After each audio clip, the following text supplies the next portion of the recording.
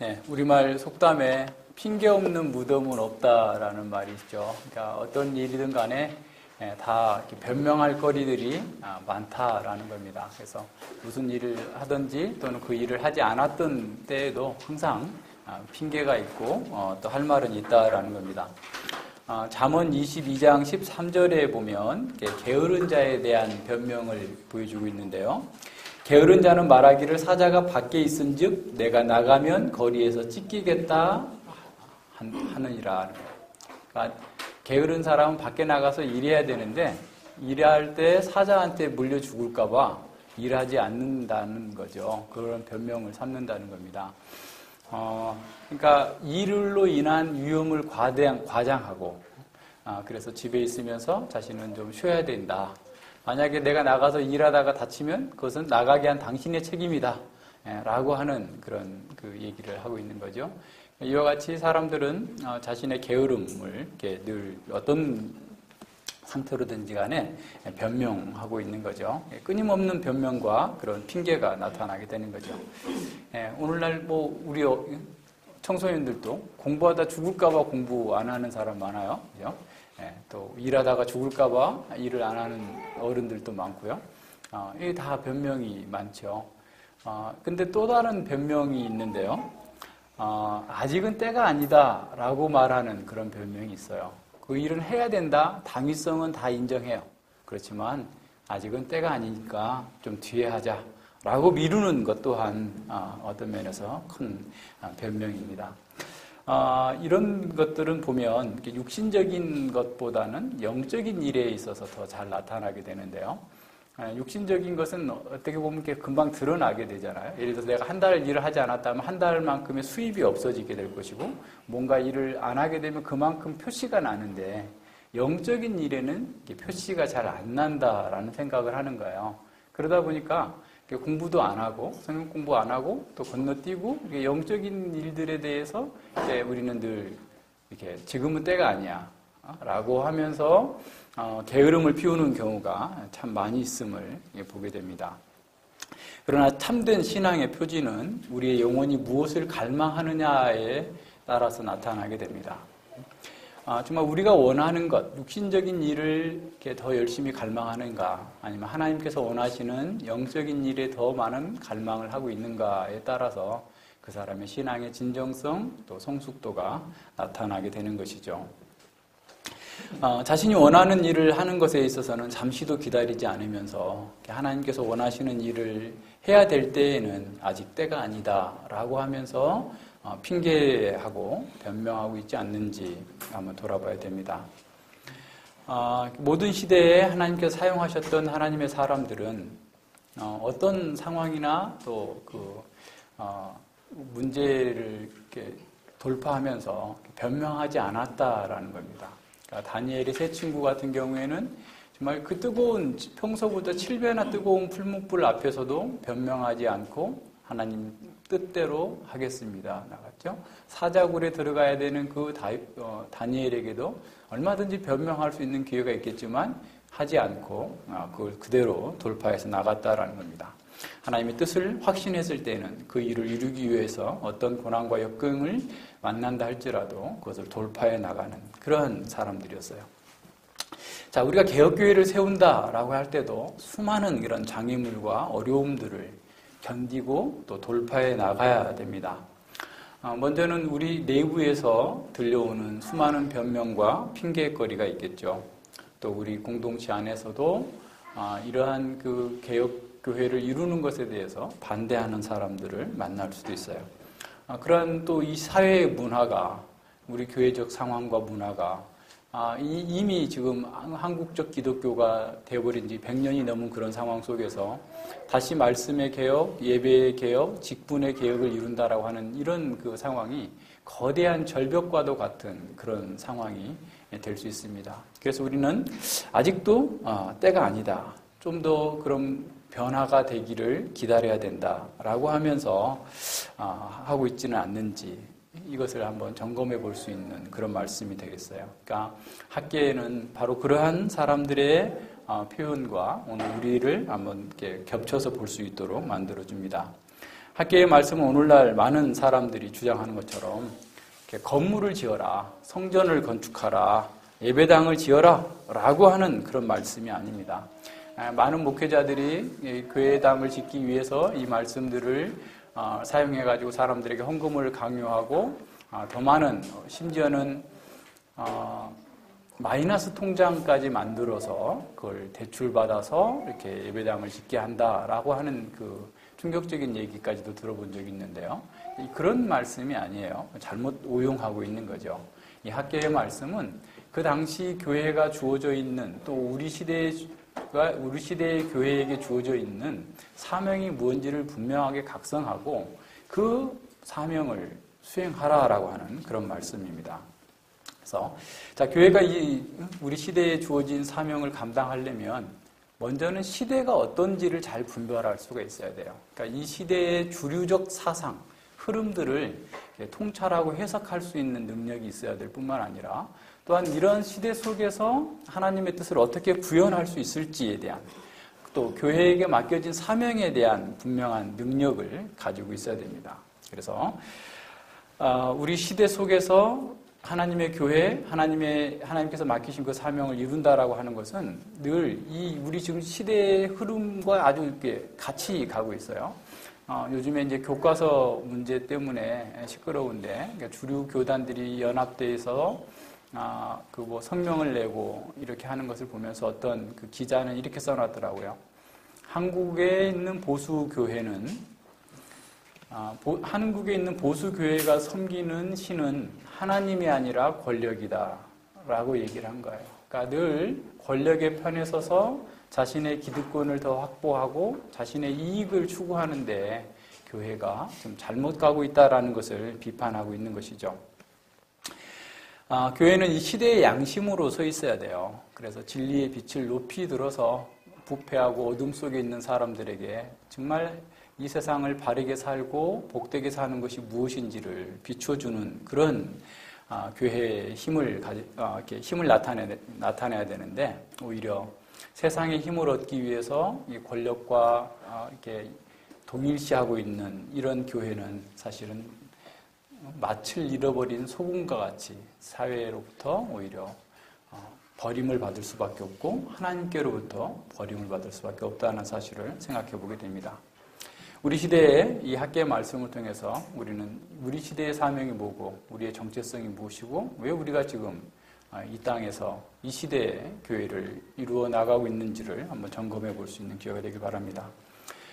이 학계에서는 구약 성경에서 거의 마지막에서 세 번째 성경이죠. 그래서 학계, 스가랴, 말라기가 거의 동시대 사람이에요. 그래서 이제 12선지서 중에 소선지서 중에 이제 마지막 세 번째 선지서죠. 그래서 이 학계 선지자는 학계 선지자에 대해서 이 성경에 자세하게 나타나지 않았습니다. 그가 어떤 사람인지, 어디 출신인지, 바벨론 포로로 잡혀갔던 사람인지, 아니면 바벨론에서 태어난 사람인지, 이런 구체적인 상황들은 나타나지 않고 있지만 2장에 보면 이 예루살렘 성전 멸망하기 전에 솔로몬 성전을 보았던 사람들의 어떤 이렇게 말씀을 전하는 걸 보면 학계 선지자는 좀 나이가 많은, 그래서 아마 예루살렘에 있는 그 성전을 보았고 그리고 포로를 경험했고 그리고 이제 스룹바벨과 같은 세스바셀과 같은 함께 다시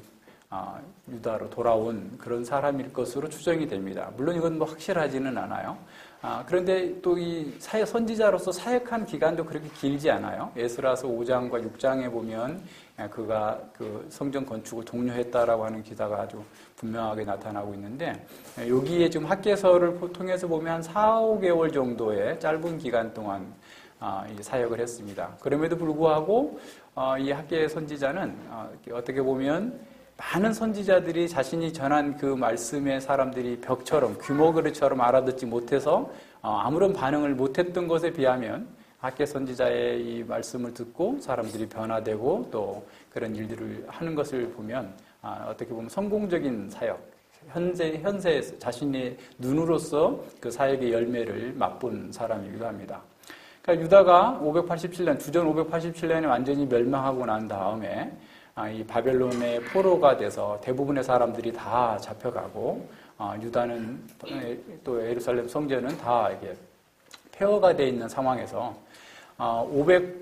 주전 539년에 그 고레스가 바사 페르시아를 세우면서 거기에 있는 모든 그 사람들의 고국으로 돌아가도 좋다라고 하는 그 칙령을 내리죠. 그것은 이미 이사야에서 말씀했던 대로 또 에레미야가 예언했던 대로 그 예언이 이루어져서 초기에 그 세스바살의 인도를 받고 유다로 한 5만 명 정도가 귀환을 하게 됩니다. 근데 이제 그 당시에 많은 사람들이 그 바벨론 전역에 흩어져 있었던 유대인들이 다 돌아온 게 아니에요. 당시에 성공한 유대인들은 안 돌아오게 됩니다. 쉽지 않죠? 이게 다 가산을 팔고 이렇게 돌아오는 것 자체가 쉽지 않기 때문에 그들은 그대로 많이 남아있고 1차로 귀환한 사람들이 한 5만 명 정도가 되죠. 그래서 이 사람들이 돌아와서 이제 무엇보다 그 여러 가지 뭐 다 황폐해진 그런 상황 속에서 뭐 이렇게 성전 터도 정립하고 주변의 것들 환경들 정립하면서 어려움들을 겪는 중에 한 2년 만에 성전 제단은 먼저 만들어 놓고 성전의 그 토대를 이렇게 만들게 돼요. 그런데 그 토대를 만들고 나서 정말 기쁨과 감격적인 그런 상황 속에서 한쪽에서는 기쁨으로 즐거워하지만 한편에서는 또 통곡하는 사람들이 있습니다. 에스라서 그 3장 11절과 13절에 보면요. 그 성전 그 토대를 만들어 놓고 난 다음에 그들이 이렇게 말합니다.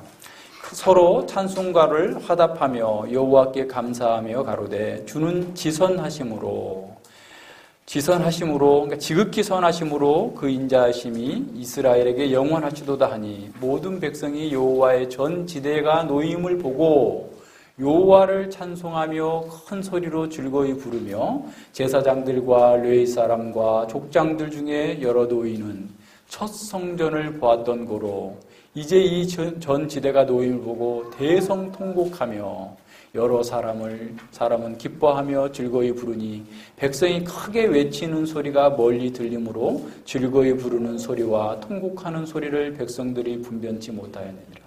그러니까 원래 있었던 그 성전의 화려함에 비하여서 지금 쌓아놓은 성전의 토대가 너무 초라하고 보잘것없기 때문에 과거에 파괴되기 전에 예루살렘 성전을 보았던 사람들은 기쁨 속에서 또한 대성통곡하고 있는 이런 그 상황인 거죠. 또 더군다나 이들이 돌아올 때는 에스겔이 예언했던 에스겔 40장부터 48장까지 나타나는 그 정말 영화로운 그 성전에 대한 기대를 가지고 귀환했고 뿐만 아니라 예레미야 31장에서 더 이상 그들이 하나님을 배반하지 않고 그 마음에 정말 진정으로 새롭게 하셔서 율법을 새겨줘서 그들이 진정으로 하나님을 섬기게 될 것이다라고 하는 그 언약이 이루어지지 않고 있는 이런 상황들에서 그들은 굉장히 많이 실망하고 어려움을 겪게 된 것이죠. 뿐만 아니라 그들에게 있어서는 많은 어려움들이 있었어요. 그러니까 원래 이들이 돌아오기 전에는 사마리아 총독이 유다 지역을 다 관할했어요. 그러니까 사마리아 총독의 지배 아래 유다가 있었는데 이 고레스의 칙령을 받아서 좀 유다로 돌아온 사람들은 그 유다 지역만을 따로 통치하는 총독을 페르시아 제국에서 임명을 한 거예요. 그러니까 사마리아 입장에서 보면 자신들이 통치하고 있던 지역을 빼앗기는 것이 되잖아요. 그래서 이것을 굉장히 반대하고 거스리고자 했던 것이죠. 그런데도 불구하고 이제 어떤 일이 있냐면, 처음에는 이 사람들 같이 참여하자라고 그래요. 성전 건축하고 이런 것들 같이 하겠다.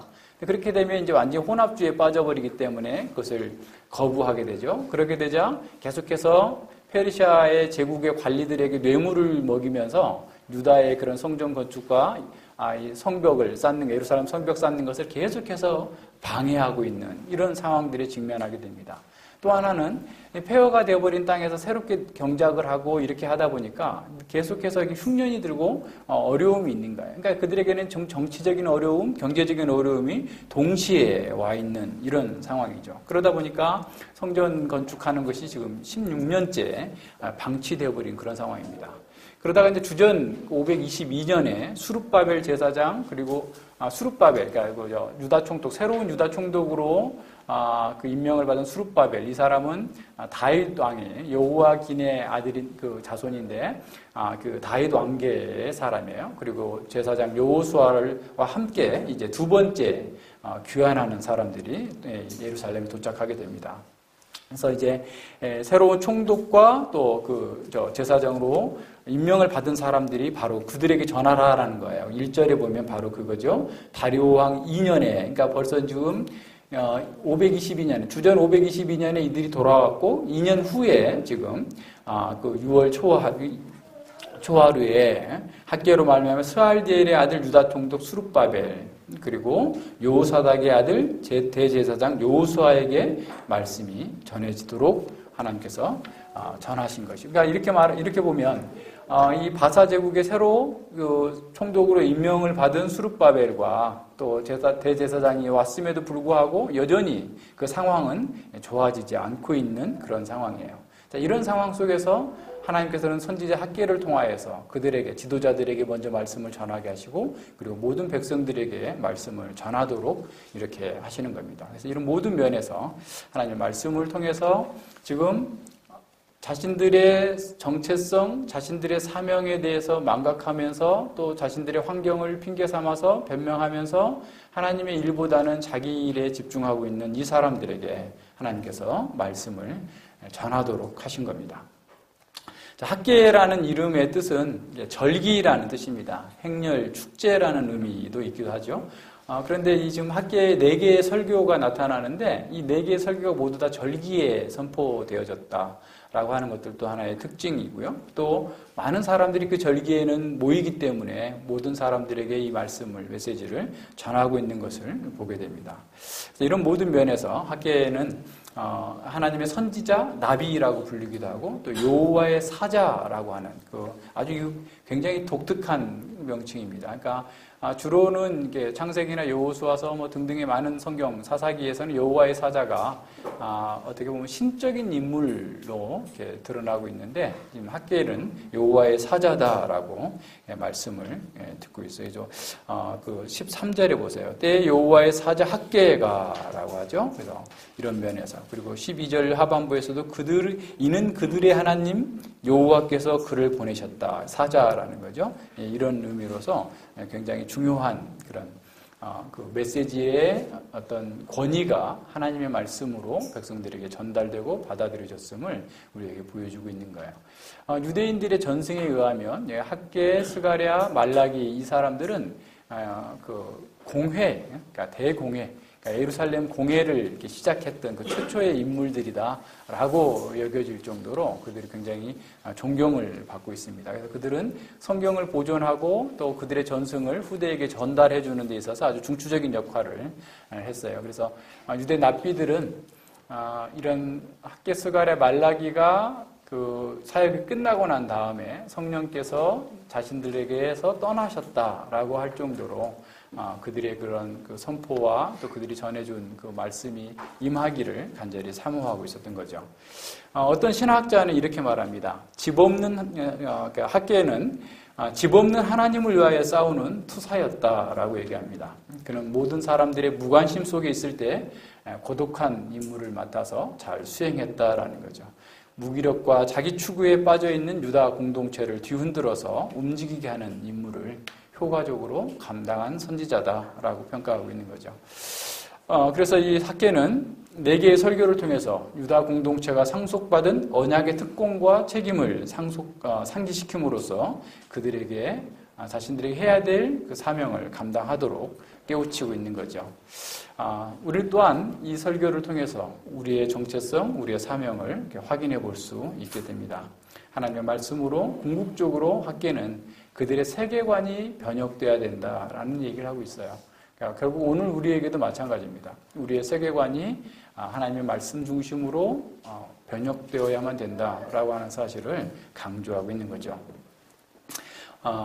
예, 1장도 마찬가지고 이 학계의 메시지에 보면 하나님의 말씀이 세 차례씩 늘 거듭해서 반복되어지고 있음을 보게 되는데요. 1장에서는 첫 번째가 하나님의 백성들에게 우선순위를 점검하라라고 말씀하고 그 1절로부터 6절까지죠. 그리고 7절부터 7절부터 그 11절까지는 즉시 시작하라라는 거예요. 즉시 성전 건축을 시작하라라는 말씀이고, 세 번째는 그렇게 순종하는 사람들에게 하나님께서 함께 하실 것이다라고 하는 위로와 약속이 주어지고 있습니다.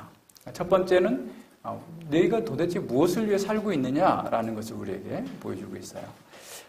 이 성전의 제단에서 사람들이 모여서 하나님께 예배하고 제사를 드리는 이런 상황 속에서 16년 전에 중단되어져 있는 그런 성전 건축이 그냥 횡하니 둥그러져 있는 그 가운데에서 제단에서 예배를 드리고 있는, 제사를 드리고 있는 그 사람들에게 하나님께서 말씀하시는 거죠. 2절에 보면 만군의 여호와가 말하여 이르노라. 이 백성이 말하기를 여호와의 전을 건축할 시기가 이르지 아니하였다 하느니라. 자, 하나님의 말씀은 하나님의 불평으로부터 시작됩니다. 이 백성들이 지금 변명하고 있다, 이 백성들이 핑계하고 있다라고 하는 여호와의 불평이 나오는 거죠. 돌아온 예루살렘 공동체는 정치적인 문제와 경제적인 문제를 해결하느라고 힘겨운 싸움을 하고 있었던 건 사실이에요. 그래서 그들은 이러한 열악한 상황에서 하나님의 성전을 건축한다는 것은 불가능하다라고 생각한 거죠. 이렇게 힘든 상황에서 엄청난 재원을 투자해서 성전을 건축하는 것은 매우 지혜롭지 못한 거다. 우리의 자원을 효율적으로 사용하는 것이 아니다라고 하는 생각에 사로잡혀 있는 거죠. 물론 그들의 말에는 일리가 있습니다. 그들의 상황 판단은 일면 타당한 면도 없지 않아 있어요. 성전 건축을 해야 되긴 하지만 그러나 아직은 때가 아니야. 자, 근데 이들의 이런 세계관을 갖게 된 것은 과거의 경험에서도 찾을 수 있어요. 예루살렘이 멸망할 당시에 유다 백성들은 성전이 있기 때문에 결코 멸망하지 않을 것이다 라고 믿었었던 거예요. 그렇지만 성전이 있어도 하나님께서는 그들이 범죄했기 때문에 버리셨다. 그리고 성전이 없어도 우리 포로기 가운데 성전이 없었어도 우리는 잘 하나님과 예배하고 있지 않았는가? 라고 하면서 지금 그건 급한 일이 아니야. 라고 하면서 여러 가지 핑계를 거기다가 붙여댈 수 있었을 거예요. 그들은 지금 정치적으로도 경제적으로도 상황이 좋지 않다. 주변의 대적들도 계속해서 유다를 공격할 빌미를 찾고 있고 이런저런 도발을 계속하고 있는 상황 속에서 우리가 어떻게 할 수 있겠느냐. 솔로몬 시대에 건축한 상황을 한번 보자. 다윗이 모든 상황에서 모든 주변에 있는 대적들을 다 정복하고 완전 평화의 시기였다. 뿐만 아니라 다윗이 모든 성전을 건축할 수 있는 재료들을 다 구비해 놓고 다 준비해 놓지 않았었느냐. 우리는 지금 아무것도 없는 맨 땅에서 그 일을 할 수 있겠느냐? 라고 하면서 포기하고 있는 거죠. 당장 먹고 살기도 바쁜데 어떻게 그 일을 하겠느냐. 하기는 해야 되지만 아직은 때가 아니야. 라고 하면서 자신들의 추구, 자기 추구에 여념이 없었던 거예요. 그래서 하나님께서는 3절과 6절에서 이렇게 말씀하시죠. 여호와의 말씀이 선지자 학개에게 임하여 가라사대 이 전이 황무하였거늘 너희가 이때에 판벽한 집에 거하는 것이 가하냐. 그러므로 이제 나 만군의 여호와가 말하노니 너희는 자기 소유를 살펴볼지니라.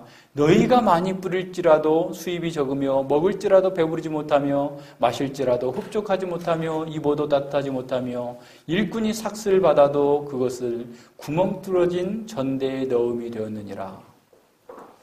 자, 여호와께서 그들에게 변명하고 있는 그들에게 말씀하시는 거예요. 이 전이 황무하였거늘 너희가 판벽한 집에 거하는 것이 가하냐.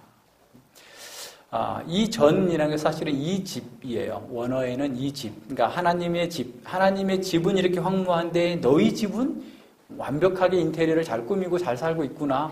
그것이 가능한 거냐? 라고 지금 하나님께서 묻고 있는 겁니다. 판벽한 집이라는 것은 판자로 벽을 다 인테리어한 집이에요. 그러니까 아주 좋은 집에서 너희들은 잘 살고 있고 이 집은 지금 쌓다가 지금 무너진 상태로 놔두고 있는 것이 가하냐라고 말씀하는 겁니다. 그들이 좋은 집에서 사는 것이 나쁘다라고 말씀하시는 게 아니에요. 그들에게도 좋은 집이 필요하죠. 하지만 그들은 자신의 집을 짓기 위해서 자신의 자원, 자신의 시간, 자신의 노동력을 다 거기다 쏟아부으면서 자신의 필요를 채우는 데는 온 힘을 다하면서 하나님 나라의 사명을 이루는 데는 아무런 관심을 갖고 있지 않기 때문에 하나님께서 이렇게 불평하시는 거예요. 스가랴 7장 6절에 보면 이렇게 말씀합니다. 너희의 먹으며 마심이 전혀 자기를 위하여 먹으며 자기를 위하여 마심이 아니냐. 자기를 위해서는 돈을 아끼지 않고 쓰는 거예요. 막 써요. 그런데 하나님의 일을 이루기 위해서는 얼마나 인색하고 이런저런 핑계를 대면서 자꾸 변명거리만 찾는 겁니다. 하나님께서는 그들의 상태를 진단해 주시는 거예요. 그들의 진짜 문제는 그들이 변명하고 있는 것 같이 정치적인 문제, 경제적인 문제 그런 것이 아니라 자신들의 번영과 자기의 즐거움만을 추구하는 우선순위의 문제가 있다라는 사실을 지금 진단하고 계시는 겁니다.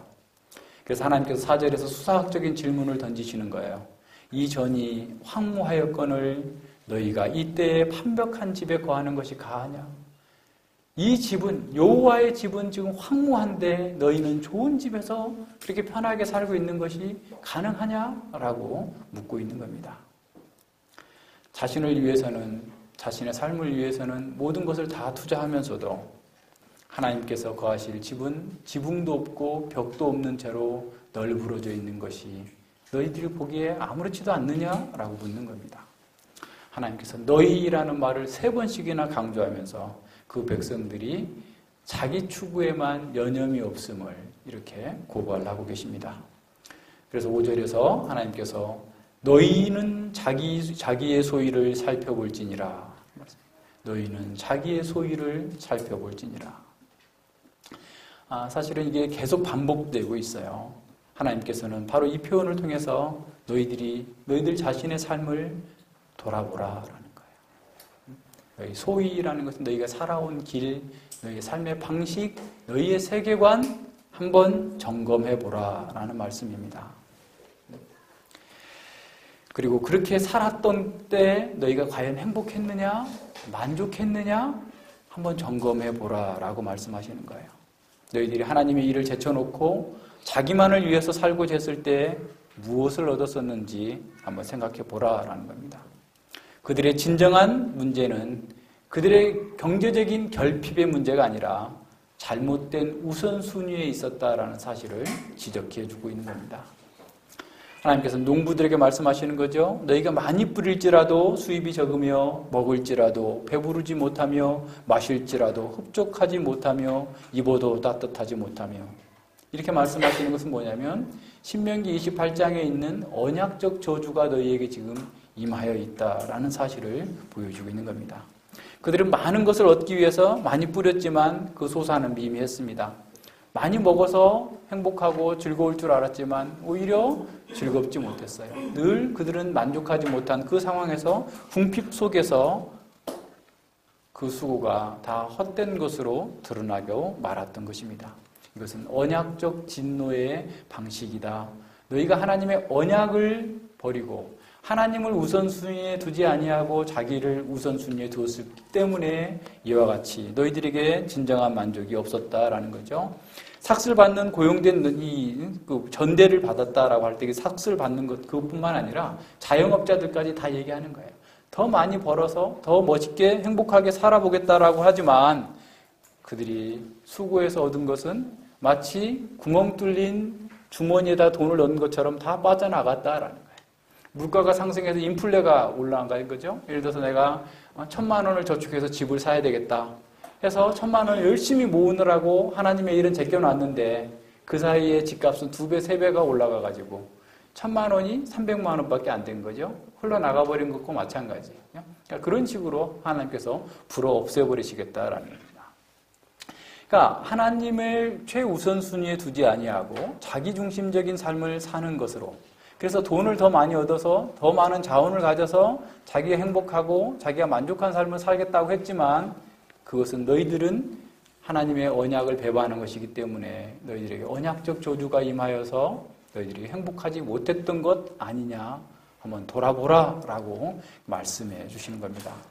사람들은 돈으로 평안과 안식을 살 것으로 생각하지만 사실은 돈은 우리에게 평안과 안식을 줄 능력 자체가 없습니다. 그래서 여러분, 돈 많은 사람이 평안한 사람이 있으면 데려와 보세요. 돈 많은 사람의 얼굴에 평안이 전혀 없어요. 안식도 없고요. 왜냐하면 돈은 그들에게 평안을 주지 못해요. 왜 그럴까요? 돈이 그들 마음속에 있는 죄를 없애주지 못하기 때문에 그래요. 돈이 그들에게 있는 하나님과 막혀있는 담을 제거하는 데 아무런 역할을 하지 못하기 때문에 그렇습니다. 우리에게 평강과 안식은 하나님과의 바른 관계 속에 있을 때 그런 거죠. 그래야만 양심의 평강이 있고 참된 만족이 있어요. 돈은 그것을 줄 능력이 전혀 없어요. 그럼에도 불구하고 이 사람들은 여전히 지금 그런 상태에 빠져 있음을 하나님께서 고발하시는 거죠. 자, 하나님께서는 그들이 정말 그들에게 언약에 순종하고 하나님을 최우선순위에 두는 삶을 산다면 그들이 정말 복되고 아름답고 행복한 삶을 살 것이다 라고 약속해 주셨어요. 9절과 11절에 나타나는 이런 언약적 저주를 계속 보여주고 있는데 이것의 반대입니다. 하나님께서 하나님의 언약에 순종하여 사는 사람들에게는 들어가도 나가도 복을 얻고 우양도 더 복을 얻고 모든 것이 다 복을 얻을 거다라고 했는데 이들은 지금 하나님의 언약을 배반하고 여전히 자기 추구적 삶을 살기 때문에 10절에 보세요. 그러므로 너희로 인하여 하늘은 이슬을 그쳤고 땅은 산물을 그쳤으며 내가 한재를 불러 이 땅의 산에 곡물에 새 포도주의 기름에 땅의 모든 소산의 사람에게 육축에게 손으로 수고하는 모든 일에 임하게 하였느니라. 하나님을 최우선 순위에 두지 않고 자기 만족과 자기 행복을 추구하면서 사는 그 사람들에게서 하나님께서는 모든 것들을 거두어 가시겠다라고 했던 것이죠. 그래서 많이 먹고 많이 배부르고 많이 가져서 행복할 수 없음을 그들은 확인했어요. 사실 이스라엘의 역사는 어떤 역사입니까? 이 하나님의 언약에 불순종함으로써 심판받은 언약의 진노를 경험한 역사예요. 그들은 지금 그 언약의 진노를 경험하고 70년 동안 바벨론의 포로로 돼 있다가 돌아온 사람들이에요. 그럼에도 불구하고 그들이 지금 역사를 잘못 해석하고 자신의 상황을 잘못 해석함으로써 여전히 하나님의 언약의 진노 아래 있음을 선지자는 깨우쳐주고 있는 것이죠. 그래서 선지자 학계에는 이스라엘 백성들이 이 역사의 교훈을 얻지 못하고 다시 자기를 위하여서 자기를 최우선순위에 두고 있음으로써 스스로 고통의 길을 가고 있다라는 사실을 깨우쳐주는 거죠. 그들에게 있는 가난이나 그들에게 있는 흉작은 자연재해나 운이 나빠서가 아니라 하나님의 언약을 배반하고 자기만을 위해서 살기 때문에 왔다라는 사실을 깨닫도록 선포하시는 거죠. 하나님께서 이슬을 그치게 하셨고 가뭄을 부르셨고 모든 수확물에 한재가 임하게 하셨다라는 우양의 무리가 그렇게 많아도 새끼를 낳지 못하게 했고 하나님께서는 이 백성들을 하고 있는 그 모든 수고를 헛되게 하였다라는 거예요. 9절에 봅시다. 너희가 많은 것을 팔았으나 도리어 적었고 너희가 그것으로 집에 가져갔으나 내가 불어버렸느니라. 많은 것을 가져갔지만 하나님께서 불어버리셨다라는 거예요. 나 만군의 여호와가 말하노라. 이것이 무슨 연고냐? 이것이 무슨 뜻이냐? 왜 그런 일이 벌어졌느냐? 너희가 하나님의 백성인데 언약 백성인데 왜 이와 같은 일이 있느냐? 해석해 주는 거죠. 내 집은 황무하였으되 너희는 각각 자기의 집에 빨랐습니다. 자기만을 위해서 열심히 살았기 때문에 결국 자기도 이롭지 못한 결과가 오지 않았느냐라고 해석해 주는 겁니다. 사람들이 자기 집을 짓는 데는 아낌없이 재물을 사용하고 자신의 즐거움을 위해서는 큰 돈을 쓰면서도 하나님의 일을 위해서는 이런저런 핑계를 대면서 미루고 있는 그 상황을 지금 고발하고 있는 거죠. 학계 선지자는 그들의 상황을 언약적 관점에서 해석해 주면서 결단하고 돌아설 것을 촉구합니다. 너희는 자기의 소위를 살펴볼지어라. 너희는 자기의 소위를 살펴볼지어라. 너희가 걸어온 길을 되돌아보라. 그때 너희가 무엇을 얻었었느냐? 다시 한번 그들을 하나님의 말씀에 비추어서 볼 수 있도록 인도해 주는 것이죠. 하나님께서는 그들의 책망하여서 그들의 양심을 찌르고 자신을 살필 것을 경고해 주고 있습니다. 이 말씀은 오늘 우리에게도 우리의 모습을 진단할 수 있는 그런 말씀입니다.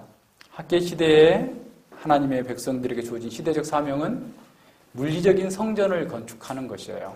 그래야만 메시아가 오시는 그 길을 예비하는 길이기 때문에 그래요. 그들에게 있어서 가장 중요한 사명이었어요.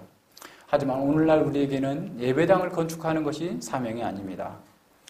성전인 하나님의 참 교회를 세우라라는 거예요. 하나님께서 기뻐하시는 바른 교회를 세우라는 것이 우리 시대에 주어진 사명입니다.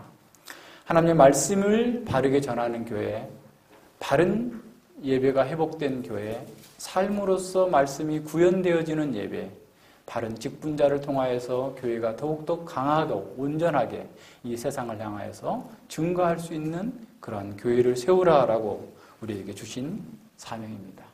교회를 건축하라라는 거죠. 이 교회의 모습이 왜곡되고 부패되어졌고 무너져가고 있는 이런 시대 가운데에서 올바른 말씀과 올바른 예배가 회복되어지는 원상의 교회, 진정한 종교개혁의 교회를 세우라고 우리에게 명령하고 있습니다. 그리고 그 교회를 우리 후손들에게 상속해 주라고 우리에게 사명이 주어진 것입니다. 하나님의 말씀과 신앙 고백을 우리는 열심히 공부하고 배우고 실천해야 됩니다. 우리는 메마른 지식만 있는 그런 개혁주의자가 아니라 하나님의 말씀을 삶으로서 구현하는 따뜻하면서도 온유하면서도 강하고 힘이 있는 그런 개혁주의, 그런 교회를 건설해야 됩니다. 너희는 자기 소위를 살펴볼지니라. 이것이 무슨 연고뇨? 라고 하나님께서 묻고 있습니다. 하나님 나라의 일보다 자신의 일에 매몰되어 있는 우리에게 동일하게 경고로 주어지는 말씀입니다. 하나님 나라를 증시해야 될 교회가 지대만 놓여져 있고 지붕도 없고 벽도 이루어지지 않고 있는 그런 횡령한 상황 속에서 우리는 아직도 때가 아니다. 아직은 우리의 힘이 부족하다. 아직은 이 땅에 개혁교회를 세우기 위한 환경이 조성되지 않았다라고 하면서 핑계대고 있는 것은 아닌지 살펴봐야 됩니다. 우리를 돌아봅시다. 우리는 너무 우리 자신의 일에 분주하고 바쁜 나머지 바른 교회를 건설하는 것은 목사님께서나 열심히 해야 될 일이라고 생각하고 있는 것은 아닙니까? 우리가 세상 일에 너무 바쁘기 때문에 자신을 주님께서 거하실 거룩한 성전으로 만드는데 너무나 작은 시간을 투자하고 있는 것은 아닙니까? 우리 가정이 주님께서 거하시는 아름다운 성전이 되도록 우리 가정 안에서 부정한 것들 제거하고 있습니까? 우리 가정 안에 주님이 거하실 거룩한 처소가 되도록 가정 예배로 우리를 거룩하게 하는 일에 우리를 너무나 소홀히 하고 있는 것은 아닙니까? 우리 교회가 하나님 나라를 올곧게 증거하기 위해서 어떤 노력을 해야 되는지 여러분 고민하고 있습니까? 아니면 아직 때가 아니다. 아직은 내가 먹고 살기도 힘들다. 아직은 이런저런 것들이 상황이 여의치 않다. 아직은 때가 아니다. 라고 우리도 스스로 많은 변명을 만들어내고 있지는 않습니까? 하나님께서는 우리에게 묻습니다.